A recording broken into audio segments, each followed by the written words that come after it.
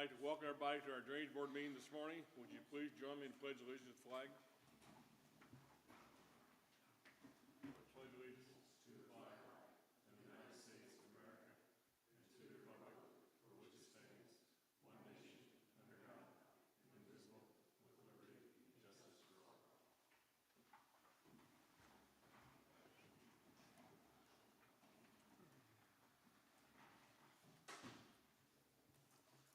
Okay, the first thing we got to do, we got to approve the minutes from the August meeting, which we all received online. So, entertain a motion. The minutes of the August meeting be approved. Second. Been moved and second. Any discussion? Hearing none, all in favor say aye. Aye. Opposed? Motion passes. You got those to sign here, sir?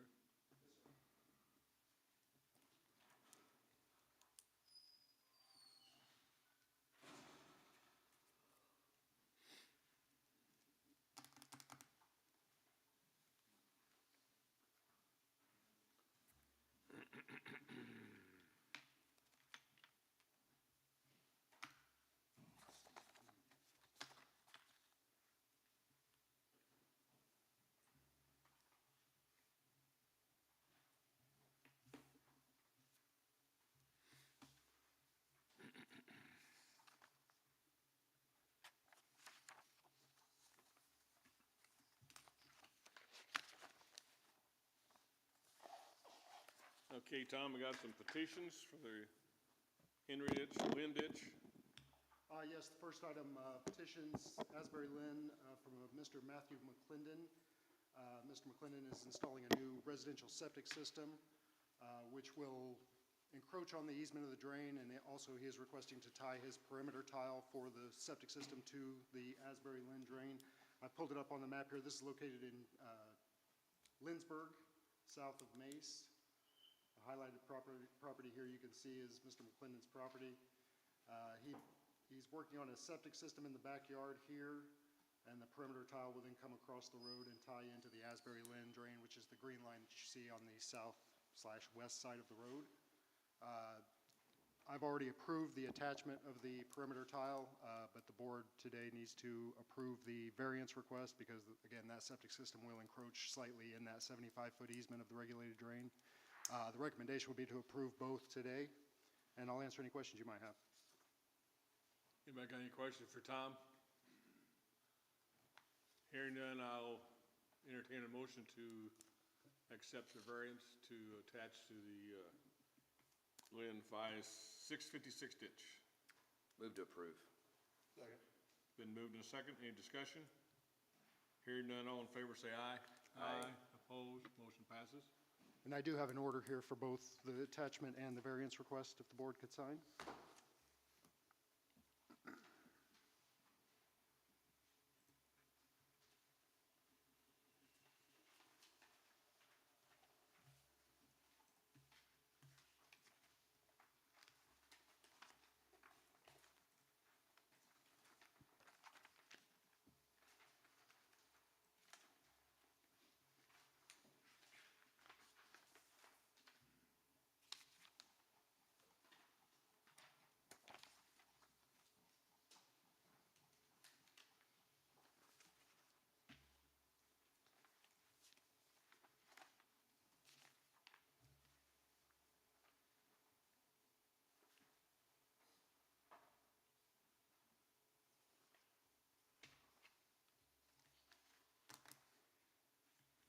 Okay, moving along. Otis Thompson, 708 ditch. Reconstruction. Yes, under the hearings we have today, we have the Otis Thompson number 708 Tributary 3 reconstruction. I've given each of the board members a copy of the reconstruction report for the Otis Thompson Trib 3.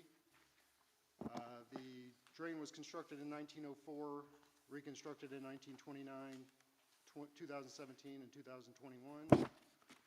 Location, Township 20 North, Range 4 West, Sections 19, 20, 29, 30, 31, and 32. Township 20 North, Range 5 West, Section 25. That's in Madison Township.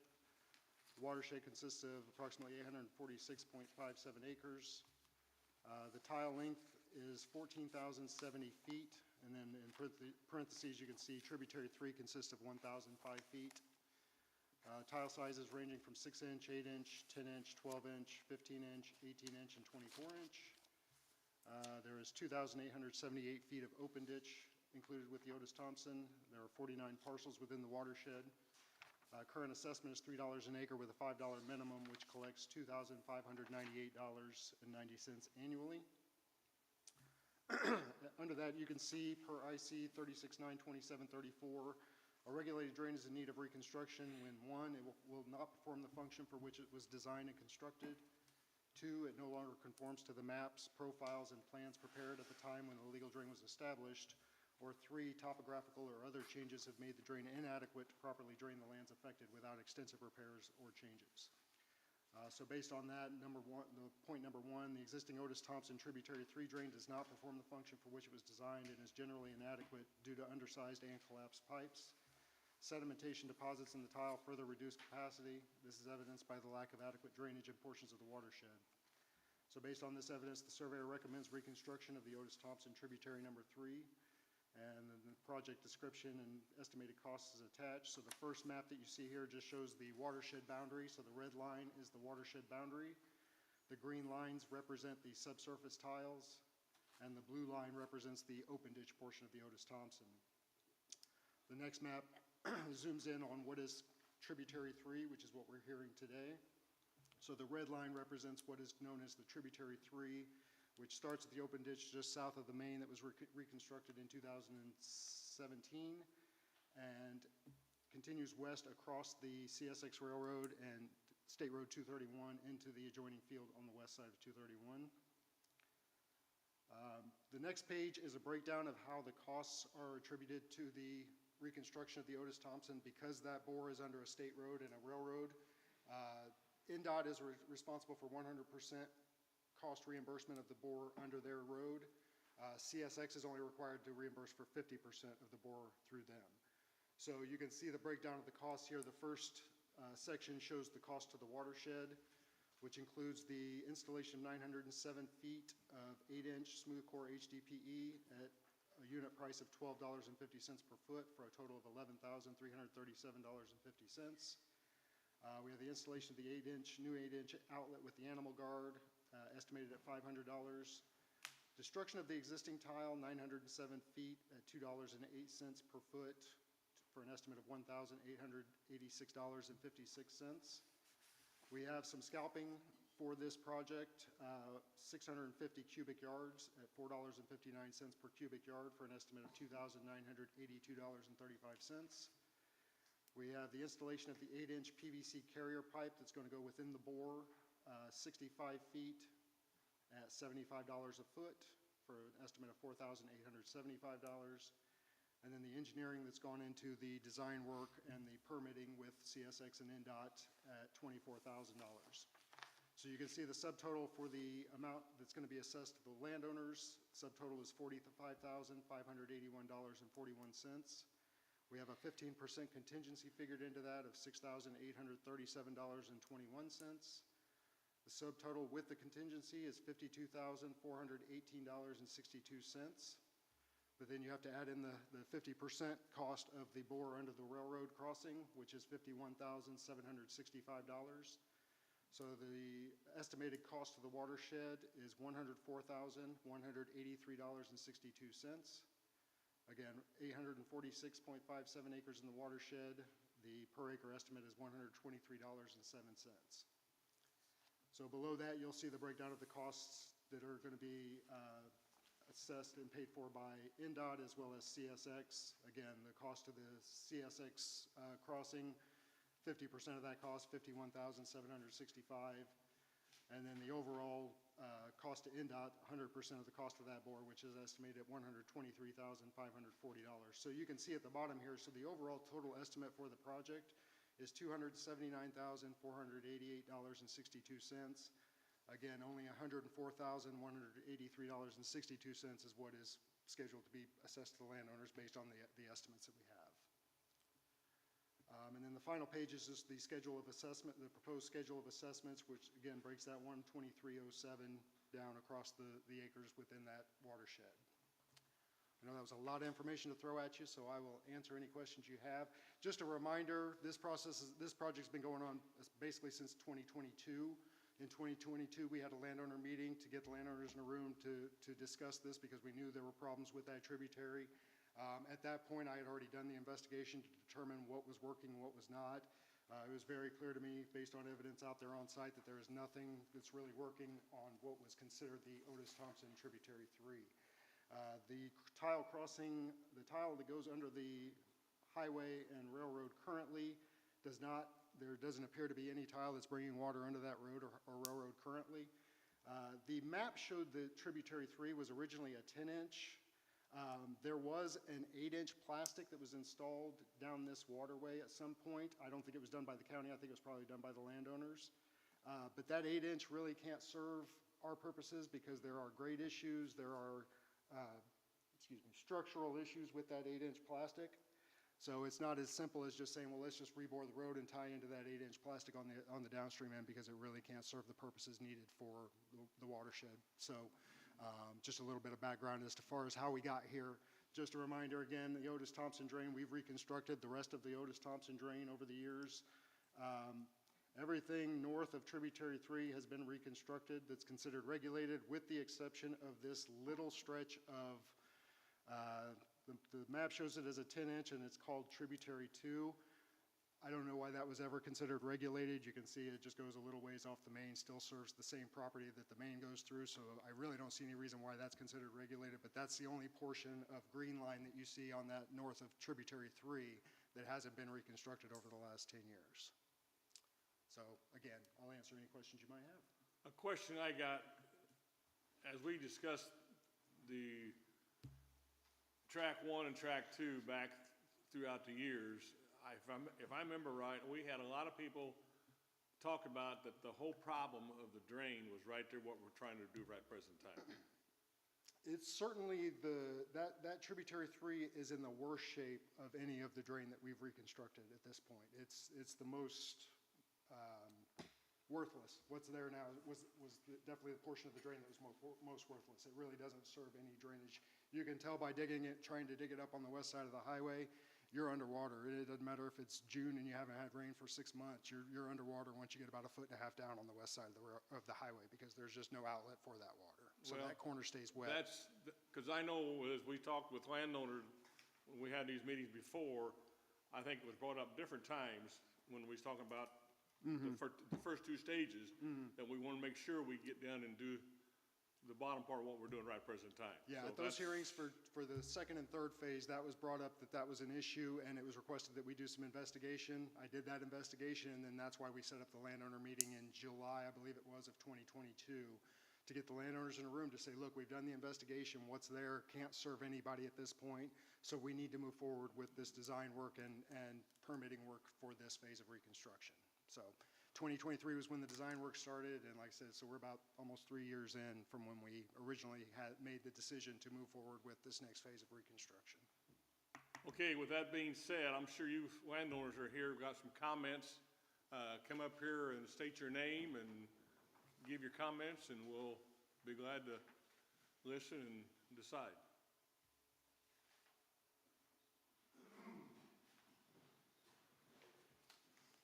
Bring up that other map, Tom. The one where you actually know where you're at. Mike DeBoer, I represent Dixie Walcott. This map here that shows Tributary 3, is that what you were talking about? Correct. Okay. So we're being assessed, but we're on this side of the ditch. I know we're in the watershed, but the $1,500 you want from this farm isn't gonna have any bearing on my rate. Right. And the board did have discussion about how this was going to be assessed. The problem with assessing only the people that are affected by Tributary 3 is it's only about a 40-acre watershed. So this reconstruction has been assessed every which way you can think of. As far as the phases of reconstruction that we've done on the Otis Thompson, we've done it every possible way you could have possibly done it. So the board made that decision that based on this reconstruction, that it would be unjust to assess just those 40 acres for that reconstruction, because everybody in that watershed at this point right now can say that they've both paid for a drain, or a reconstruction that they aren't affected by, and ones that it didn't pay for one that they were affected by. So that's why I say this is the Otis Thompson's kind of a case study in how not to do this over the years. Yeah, well, that's where I stand. Thanks, but no thanks. Thank you. Next.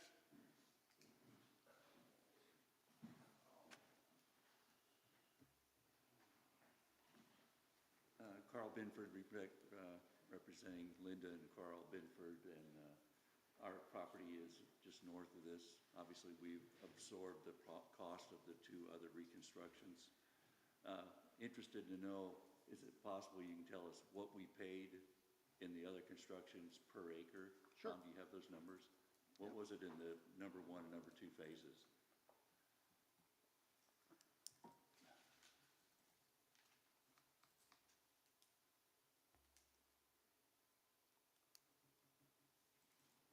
So the first phase of reconstruction, and I'll just show it on the map here so that everybody's kind of following along here.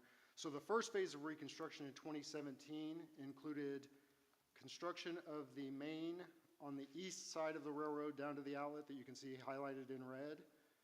We reused the existing pipe that was under the road and the railroad, so we didn't have to rebore for that first phase of reconstruction. And then the 18-inch starting at the west side of the road up to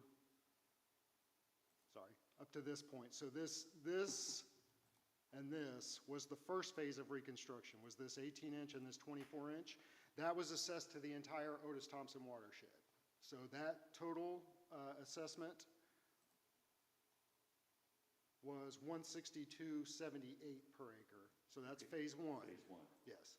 So then in the next thing we did was, so phase 2 and phase 3, phase 2 was continuing on the main, so the line that you see highlighted in red here, the extension of the main up across 800, and this, what we call tributary 1 to the west. So that was phase 2 of the reconstruction. Let me give you what the total was on it.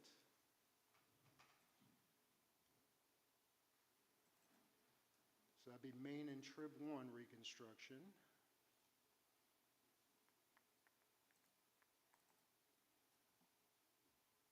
And again, that was only assessed to the people on the west side of the highway. And that came out to a total of $212.37 per acre. Okay, 162 and 212. And that kind of covers up to where we are now. Correct. And this assessment is 223? For the one we're hearing today? No, it's 123 an acre. 123. So less than the other two phases. Well, the reason I asked the question, just to make the point, that we feel like we're being overly assessed to the point with it's becoming detrimental to our income, basically, of our farms when we pay an assessment every 2 years. And it's just, now we're totaling almost $500, what I could see in the top of my head, of assessment per acre. You know how much we make per acre when we're farming. $500 per acre is a lot. And I'm not sure if Billy Calder was here, he'd probably have some more to say about that adjustment of what you're planning now, or whether or not that corner down there where it comes across the highway is so devastated by the lack of drainage right now that he can't farm it. And this year you can see it's got a beautiful crop on it. I'm not sure that we're at the point where we need to do this, that we could delay this project. I request that we delay this for 4 years in reassessment, because I think you're over the top in spending. Thank you.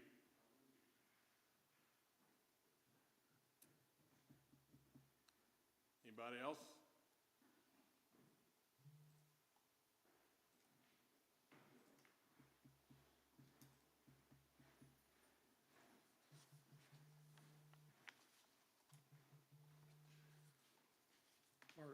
Mark McClamrock. Apologize, I was late, so I haven't heard what the other people said. But it just seems the expense of this project for what we're going to gain from it, I just don't see the profit or that we're going to gain that much for it. I know the Wilson Farm is gonna gain a little bit down in that corner. One of my questions is, when the state highway did all their expansion and everything, and it seems like there's always water standing there on the state highway now, in the west ditch. You know, my question is, when they did when they expanded that to a 3-lane there, I guess, you know, what was the state highways, where did their water go to? Where was it supposed to go to? Because right now, all it does is run down there and stand in the side ditch. It does not get away. Yeah, their intention was for it to carry through the road ditch, but I agree with what you're saying. They did work to reestablish the roadside ditch where they did the extension, but they didn't move downstream at all and do anything. So yeah, that water can carry through what they did, but then it hits the obstruction and stops, basically. So, underneath the railroad, there's an open culvert under the railroad. So, is there nothing under the highway now at all? Subsurface tile-wise, Yeah, we dug down on both sides of the highway and the railroad trying to find whatever existing tile there was coming under there. Yeah. We never found anything. We did find that, so when they installed the 8-inch, the line that I marked here on the east side, when we dug down next to the railroad to try to find the tile coming out from under the railroad, what Okay. we found was they had brought this 8-inch up and just deadheaded it at the railroad and filled the hole with big rocks. So it would allow whatever groundwater was coming across there would allow it to get into that 8-inch and get carried away. so as I look at that picture right there, and you can see underneath the railroad where the open tile is The right culvert, now. yeah. So is that not open under the highway also? The culvert is, but the culvert's just there for surface water. It's not a subsurface tile. Okay, The regulated drain, according to the map, there was a subsurface tile that served that western part. so why do we, just north of there, then we have all that state highway water that's just standing there. And does not get away. Anytime it rains, there's always water standing there along the highway. I mean, I think the other people, do you see that also? Yeah, I agree with that, that's something that needs to be taken care of. Well, that's compounded by the lack of any subsurface drainage. That's what this will help that. This will not remediate, I mean, this will not completely take care of all that water, but it will help with subsurface drainage to carry that water away. All that water, it just stands in that highway there. So, to me, you know, I mean, why couldn't we come in here and open that up what are we talking, maybe 2 or 3 acres that we're picking up to drain? Is that not right? You know, why can't we come in there with a dozer and open that up a little bit and just let that water, you know, get off of there? You know, let's go back and instead of going to all this work, let's open that up a little bit, let that water, you know, get across there. And, you know, But again, that only serves your surface water, not I your know that. subsurface drainage. I know that. Okay. But, you know, I mean, I could go with the Hackey farm, we farm the farm there on the right side or the east side of the road. And, you know, I mean, Evans, we could go together as a community and put in that 1,000 foot of water and catch that surface water coming through there. And I mean, you're going to eliminate a lot of that problem. Because that's all I see is the surface water. And I just don't think for the project and the price of what this is going to cost, I just don't think we, as the farming community and the retired community that own it, I know Dale Crum is dead set against it. And there's just a lot of people up in there that say, you know, we need a different solution than this. This is way, way too much money for us to be putting out there to get rid of, to drain 3 acres of that corner there. It's always been wet, and I'm speaking for myself. I'm not speaking for the Wilson girls or anybody. I'm just saying, I just don't see that this is going to accomplish a whole lot. I know that you've got a lot of time and money invested in this, but I think that's why we do that. So we, as a paying public, you know, we know what it's going to cost us, and I just don't see the gain for the cost. You know, I mean, I'm well over $18,000 in this project to run tile. How long is the tile? I don't even know how long the tile is. A little over 1,000 feet. A little over 1,000 feet.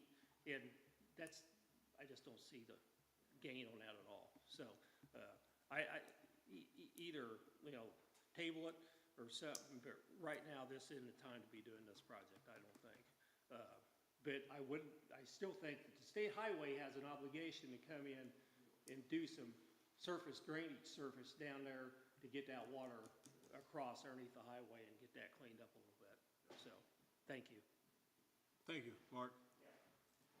I guess, my comment, Tom has got the okay from both the state highway and the railroad at the present time to bore in this, right, Tom? Am I saying that? Yes. But if we delay this, we're not guaranteed that they'll give the okay again, say, 3 or 4 years down the road. So is the state highway gonna pay, are they gonna pay the State highway. They're State gonna, highway pays 100% of the cost of 100% the of their bore under bore. their road. they're paying Railroad is 50%. 50%. So see, you got a cost of, the total cost, if they did not pay their part of it, the total cost of the project would be $279,000. And that's down now to $104,000, which is the responsibility of the landowner. So, you know, you talk about a cost, if you delay it 4 or 5 years, let's say, and they say, well, hey, you guys had a chance, you didn't take it there 4 years ago, pay the bill yourself now. So are you willing to gamble from $104,000 up to $300,000 when that time comes? I mean, that's, you know, that's. I don't think anybody's gonna, no, we're not gonna take the gamble, because I don't think, as a public out here in our area, I don't think we want this project done, period. And I will just remind the board that this tributary was made regulated for a reason. This is a regulated tributary, and the board's responsibility is to maintain any regulated drains that are under your purview. So that tributary 3 most likely was made regulated because you have to have a crossing under the railroad and the highway, and no landowner wants to be responsible for trying to put a tile under a highway and a railroad, because you will not get reimbursement from NDOT or CSX. And the other thing to consider is, we're thousands of dollars in on just permitting fees, which means if we decide not to do this now and we do it again in 4 years, we're gonna repay those thousands of dollars in permitting fees to CSX. So. What was the cost of the permit? Is it $4,000? $4,000 for the permit. And that doesn't include for CSX to get a crossing under the railroad. Yeah, I'm sorry, to apply for a permit to cross the railroad. We haven't applied for the permit yet, because it hadn't been approved yet, right? Yes, we've already applied for the permit, correct. We had the meeting in 2022, and the landowners and the board at that point made the decision that we needed to move forward with this phase of reconstruction. That's why we did this. I think one of the things that people have to realize, it's our responsibility as the drainage board, and the drainage corps was created, was that everybody have access to drainage. I mean, we've had this issue on 2 or 3 other projects where there was a last little section that I think one of them had 8 acres. And it cost a little bit of money to get that 8 acres, and the people said, forget those guys. It's not worth it. Well, that's not how this works. It is our job to provide everybody an access. Now, whether anybody does anything with that access, like put in pattern tile or something like that, that is not the board's determining factor. Our job is to provide the opportunity for landowners to hook onto it. That's our job. And if we start, you know, you say it's only 2 acres, but there's 40-some acres in that watershed. Close, yeah, 42, I And believe. so, we've heard that argument before. And that's not an argument that it's really not fair. It's also, you know, it's $123 spread over, you know, if you pay it off, it's spread out over.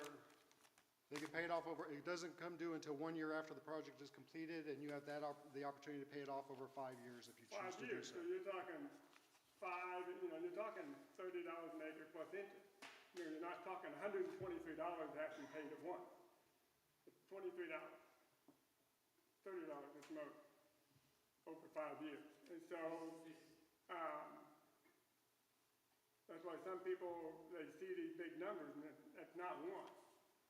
You know, I think this is exactly why we have made the decision, we are not, any big projects that come online again, they will all be done at one time, and it will be a hit. But this is exactly, but our intention is to give those landowners 2-3 years warning that, and people who own that land ought to know that there are problems on that ground. And that we're gonna make a point of it for 2 or 3 years ahead of time that this project is coming down the road. It is bad enough that it needs to be done, and that landowners need to be prepared. I mean, that is our job, is to make sure that, because there's always be somebody in a watershed that doesn't want to do it. But that's not how we look at it. It is providing access to everyone. It's kind of like this project. We did the bottom half, but the people on the upper half had to wait 5-6 years before they could hook onto, a main was going up there and they could hook onto it. So that's why, those are the various reasons why we need to finish it. Can you show the watershed that would actually, they're saying 2 or 3 acres and you're saying 40-some. Yeah, I'll show you what the, what the breakdown of the watershed that's actually served by that specific tributary looks like here. And I just will remind the board, let the board know, we did receive objection letters from Heather Gaylor as well as Shirley and Frederick Crum.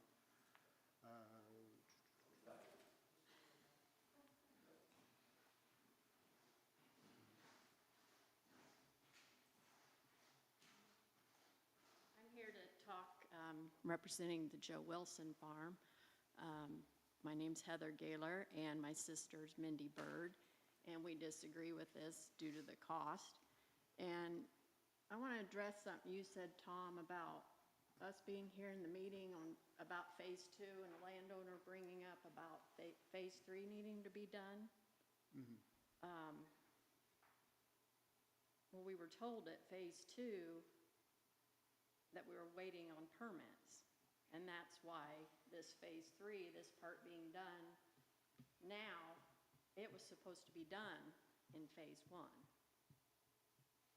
I'm sorry? And also, we were told that Phase 1 could fix the whole problem.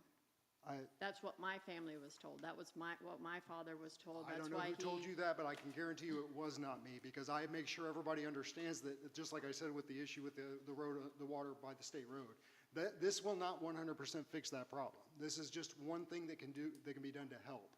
Now, what you said about Phase 3 or Trib 3 being part of the original reconstruction, it was never included in the original. Yes, it was. Billy Cowder was here and spoke and asked, why wasn't, you highlighted it on the screen in purple, the part that you're gonna fix now. He wanted to know why it wasn't fixed in Phase 1. And we were told we had to get railroad permits. Correct. That's what we've been doing for the last 2 years, is Yeah. getting the railroad and CSI And we were also NDOT permits. we were told that Phase 1 could fix this whole problem. That's what my father told me. And I if don't know who told him fixed that. it- Well, yeah, there wasn't some truth being told there. But anyway, the point is, I think this is too costly. I agree with Mark that open ditch could maybe be taken care of and getting that surface water taken away, because, yeah, the state highway there's always been a problem with that surface water sitting there, and then the state highway came in and tried to regrade that to let the water go from north to south along 231. So maybe that'd help take some of that water away. Yeah, I mean, that could definitely help with the surface water issue. Yeah. But that's not going to do anything for the subsurface. Talking with my farmer, he doesn't see that it really gains an advantage on the crops right there in that corner. Well, I would have to disagree with your farmer. Yeah. And I think we've got 20 years of evidence that would back up my contention that it will absolutely But- increase the crop yields in that farm field. And But- make it not, I mean, if you remember, Billy had an argument because when we went in there just to try to investigate it, we tore it up because it was so wet. Now, that right there tells you that that farm isn't working as well as it could. If it's so wet you can't even drive a backhoe across it without rutting it up. That tells you just how bad a shape that ground is in, as wet as it stays. The drier you get that ground, the more crop yield you're gonna get out of that farm. So I would disagree with anybody that claims that this won't help But that farm. it's right there at that corner. And I agree with what Mark's saying, is that if they open up that, fix that goes under, yeah. that that would help that a lot? Oh, absolutely. Yeah. Absolutely. So why can't we see if that works? You know? Instead of spending all this money. You know, this is getting my family up to $80,000 in the last 5 years. You have to understand that for us to go, if we went, For first of all, we can't do work. That little area, that's way too much money. Right. Understand that? Address us, not Tom. Well, And I will he's the just- one that usually does I know, most of the I know, but- talking, but like I so say, you I am know, addressing the whole I know. board. I will just add that, you know, if we, first of all, we can't do any work on that culvert, the surface water culvert that's going under the highway and the railroad. That's not part of the regulated drain. We have no authority or jurisdiction to do anything with those structures. But even if we were, all we would do is move that water that's sitting on the west side over to the east side. So we would be moving the problem from your farm over to the farm that Mark farms. Because again, you still don't have any subsurface drainage that's working adequately on the east side of the road. So all we would do would be to move the problem from one side of the road and the railroad to the other side. That wouldn't, that helps you, but it hurts him. So you see why we don't make decisions based on just getting rid of this water and move it downstream farther. We take it to the outlet. That's what the regulated drains, the purpose of the regulated drains are for. Well, maybe you can fix something just on the east side there without having to. You still are in a place where you have nothing subsurface that's carrying water from the west side to the east side. And that tributary, again, is regulated for a reason, and that part of the watershed is assessed for maintenance of the Otis Thompson. So we would basically be saying, I know you're paying for it, but you can't even get your water to it. That doesn't seem fair. It's your farm, and I understand that you're against it, but it's not fair for us to make decisions that are negatively impacting one farm or another. That's why all these decisions are made based on the watershed, the health of the entire watershed. Okay, well, just so you know, for the record, I know this won't show up in the minutes, it never does, but I don't know of a landowner that requested Phase 3 to be done when that was the plan to be done in Phase 1 already. Thank you for your time. Thank you. I think the question I remember, like I said a while ago, I was involved in this when we did both Phase 1 and Phase 2. And I'm pretty sure that, I don't know who it was, landlord, but the comment was made that the Phase 3 that we're talking about right now needs to be done, needs to be taken care of. At some point in time, some landowner said that part of the ditch needs to be fixed. So, food for thought. And you talk about cost, we have got, this here's $123 per acre. We've got a couple of ditches that we finished with getting done, and the cost per acre on them was $200 per acre, and one of them was $600 an acre. So the dollars cents thing, and I think Lance can verify on that $600 one or $700 one. He was involved in that one there. So I understand the cost, and I'll agree 100% with that. But I know I pay on drains too. I pay on a drain that's just very similar to what you guys have got right here. I'm about 10 miles from where the ditch pays, but I'm in part of that watershed, so part of it. So going back to the state highway problem, that's a state highway NDOT problem, not ours, right? Correct. So, About that, down there in the corner, I thought that was considered a county ditch. on the Stage 3 that we're talking about, No, that runs next to 231. The road ditch? Yeah. No, that's not part of the regulated drain. No, I know that, but if you call NDOT, they'll say that's part of, they would say it'd be a part of the county drain. I thought somebody told me that. I'd have to double check. When you say county drain, do you mean regulated drain? Well, I know, but she keeps saying county drain. Well, Call NDOT about that. There's an area there where it's, NDOT, and there's an area where it's county. Somewhere down in there. I'm not sure what you mean by county. Whenever anybody says county drain, generally they mean regulated drain. I don't know what else county drain would mean other than regulated drain. If you're talking about the county side ditch, down there at 700 and 231, Yes. the county is responsible for their right-of-way, north and south. East and west, along 231, that is state highway easement and responsibility. You cannot touch that. without going through the state highway department. But going north and south in that ditch. Any water that is north and south along 231, that is state highway responsibility.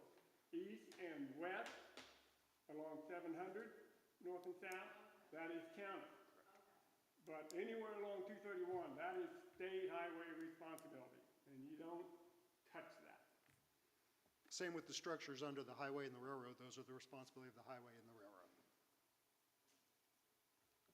Question for you, Tom.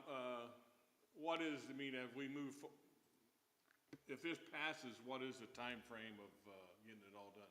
The plan is to do that project this year, so if the board were to approve it today, I would set up the bid letting at the October meeting with a December 1st completion date for the project. Any comments from board members?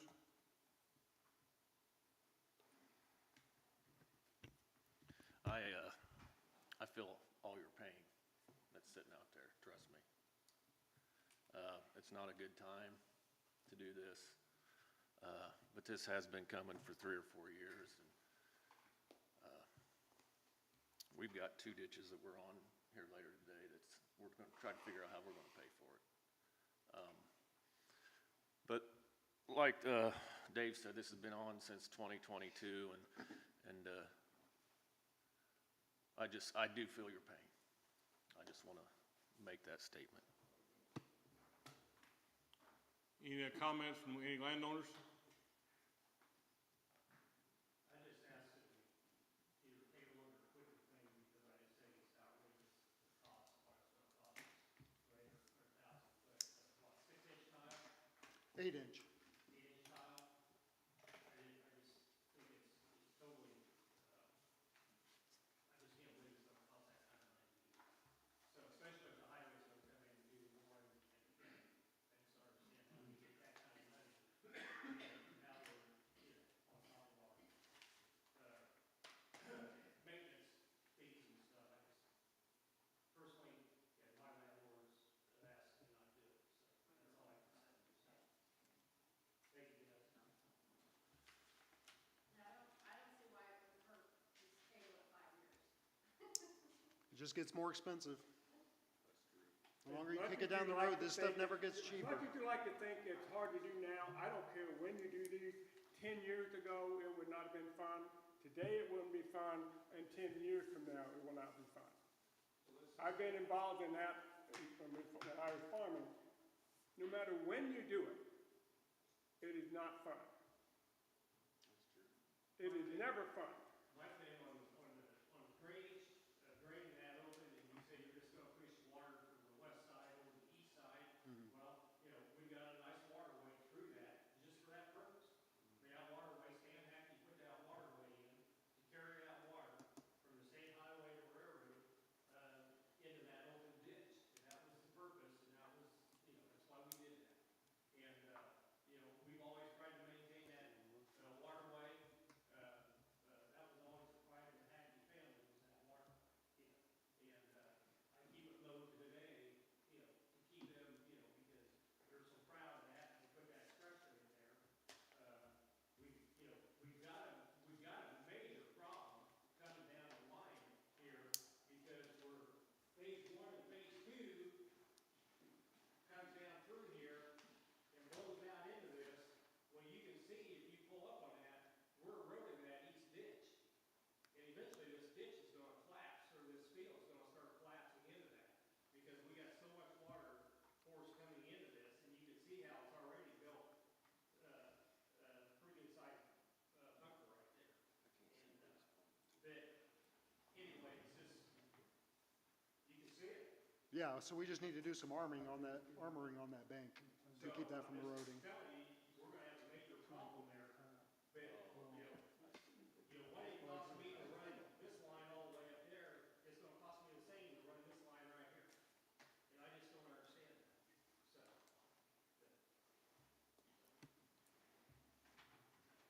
Any more questions? Any more comments from board members? Mr. Chairman, I move that we move forward with the reconstruction of the Otis Thompson 708 tributary number 3. Been moved and second that we move forward with the Otis Thompson ditch on the reconstruction of 708. Do I hear any discussion? All in favor of the motion, raise your right hand. Opposed? Motion passes. Thank you, folks. So I would suggest the board set the bid letting for the Otis Thompson Trip 3 reconstruction at the October October the 8th meeting? 8th. Yeah. Yeah. No, no. You need a motion on that? Yes, please. I move we have the bid letting on the Otis Thompson 708 ditch on the October 8th meeting. So moved. Been moved and second. Any discussion? All in favor say aye. Aye. Opposed? Motion passes. Okay. Old business, Samuel Humphreys, reconstruction, contract changes. Yes, the first item under old business, Samuel Humphrey, number 526, reconstruction. So I've given each of you a copy of the change order for the contract change order for the reconstruction, as well as the final schedule of maintenance and reconstruction assessments. So today, I would like the board to approve the change order, as well as the final payment to the contractor, and the final schedule of reconstruction and maintenance assessments. So I will answer any questions you might have on that. Samuel Humphrey, you said? Yeah, Samuel Humphrey. So you can see the change order for Arthur's Excavating Farm Drainage in the total of $14,046 even. And I'll just pull that up here so the board can follow along with the final numbers here.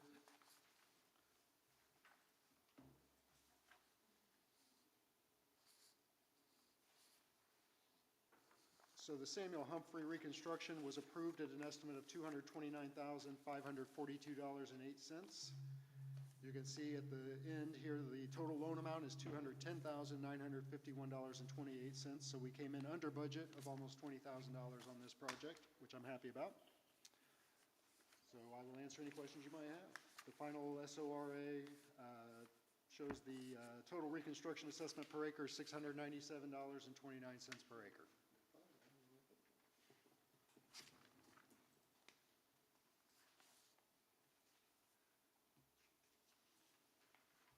Entertain a motion to accept those changes. So moved. Second. Been moved and second. All in favor? Any discussion? All in favor of the motion say aye. Aye. Opposed? Motion passes. I'm sorry, was that motion just for the change order? Yes. Okay. So the board also needs to approve final payment to the contractor, as well as the final schedule of maintenance and reconstruction assessments. Can we do it in one, all in one motion? Yes. I move that we approve the final payment And change order, and, and change it, And the schedule of maintenance, assessments. maintenance schedules. Schedule of Maintenance. assessments, Maintenance. whatever he said. Whatever he said. Been moved and second. All in favor? Aye. Opposed? Motion passes. Okay, the next item is the Joseph Conway reconstruction.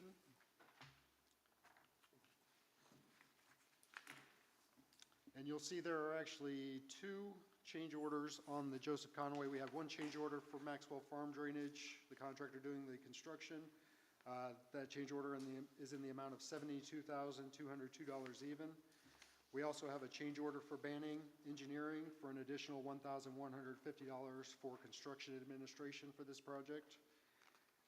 So again, today I'm asking for approval of the change orders, final payment to the contractor, and the final schedule of maintenance and reconstruction assessments. And I'll answer any questions you might have, sorry. Yeah, that thing had 67 laterals you had to hook up to it. Yeah, but that was a lot of tile. I mean, if you look at the map here, I'll show you, so the red lines represent what was reconstructed.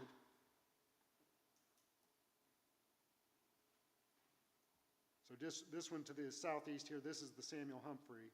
So all of this The red lines that you see are the newly installed tributaries. So that was 5 different tributaries, actually 6 because one of those tribs is split in 2. 6 different tributaries of the Joseph Conway were reconstructed in this project.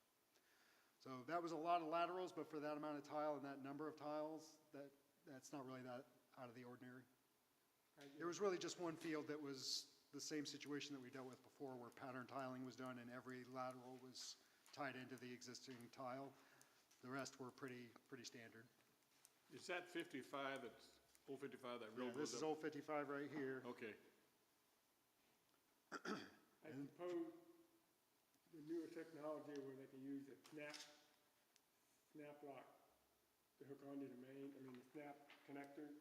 Yeah, they have what they call tap tees. Yeah, tap tees where Right. you don't have, because if you don't have those, that means you have to cut it up and put in a tee, which Right. really gets expensive and weak. Those things are too, Yeah, they have tap Easy. tees, you just drill a hole and pop that thing right in, and they can do that up to, I believe, 12-inch tile now, 8-inch, 10-inch, 12-inch tile with those tap tees, makes it a lot faster and cheaper.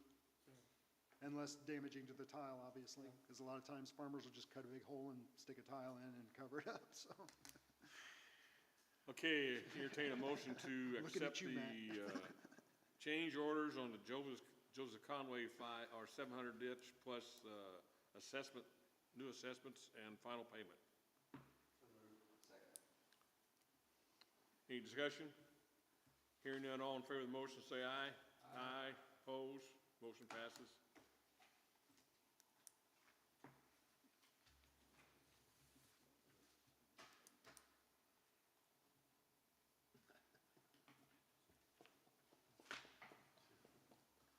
Okay, new business. What's the new tool you got through the county? Oh, the new GPS? Yes. Yeah, so in 2019, Jim Peck, who was the county engineer at the time, purchased a Trimble GPS station. And then, of course, Jim left the county in 2021, I believe it was, or 2022. So that machine has just been sitting in a closet gathering dust for the last 5 years. So once I realized that, I got it up and running, took it out on a few sites, took some points. The problem with the Trimble that was purchased in 2019, all of the software, because it sat for so long and wasn't running the continual updates. So now all of the software is so far behind that you can't actually get it up to today's version of the software. It's also a much bulkier unit than what they make today. So I got in contact with Topcon, who is another company that does these GPS units, and got a quote from them. Got them to agree to give us a buy-in price to trade the Trimble that we have now for that new Topcon. The price was very reasonable. The commissioners were very helpful in paying for that. And so that gives me the ability to do a lot of the work. I hate to put the engineers out of business, but I really hate it when I go to look at a tile, do some investigation on a tile, and I need some elevation data, and I have to hire a surveyor or an engineer to go out there and do it. So I'm out the time of getting them out there and also the cost of having them do that. With this GPS, I can go out and I can take elevations on my own without having to worry about, having surveyors in Montgomery County all the time running around. So one of the other issues with the Trimble is there wasn't a whole lot of support available for the problems that I was finding with it. When it was originally purchased, there was an agreement with a third-party company, Siler, that kind of handled the support for when the machine wasn't working right or they weren't getting right readings. Topcon handles that all in-house. So like with the Trimble, when I have a problem, I have to call Siler, and then either they can help me over the phone or I have to wait for them to come down to help me out with it, and they're going to charge me for it. Topcon is used by all of our surveyors and engineers here locally, so if I have a problem with it, I just have to call one of them and can figure out the problem rather than to have to go directly to Topcon. So it's really just a matter of efficiency, saving the landowners money so they're not having to pay a surveyor every time I need to get a shot on a tile. I can do all that now with this Topcon. So very beneficial to the landowners that pay on these regulated drains, as well as me not having to hire surveyors every time I want a little bit of information. So big benefit. Okay. And like I said, I appreciate the commissioners paying for it, and I'll try to put it to good use. Other business. What about comments? Mr. James, you got anything? Bannings, you guys got any comments? Thanks for coming. taking away our business. Tom, you got anything? Thanks for sitting in. Mr. Taylor, you got any comments?